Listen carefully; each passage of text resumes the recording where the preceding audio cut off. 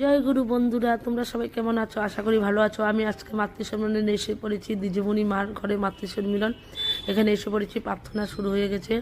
প্রার্থনা আমার আজকে একটু লেটই হয়েছে, কেন মেয়ে স্কুল থেকে আসতে একটু দেরি হয়েছে। এখন আর প্রার্থনা শেষ, মাতৃসম্মিলন আমি দিচ্ছি। এখানে প্রণামী দেওয়া হয়ে গেছে।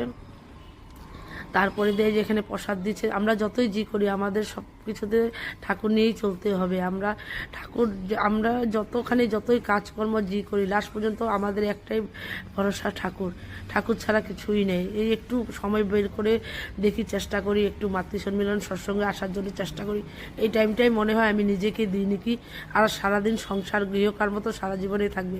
এখানে প্রসাদ দেওয়া হয়ে গেছে।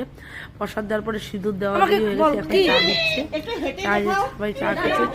চাটা দেয় মানে সন্ধ্যা হয়ে যায়, তো তারপরে সবাই চাটা খেয়ে আমাকে চা না দিলেও হয় কোনো ব্যাপার না।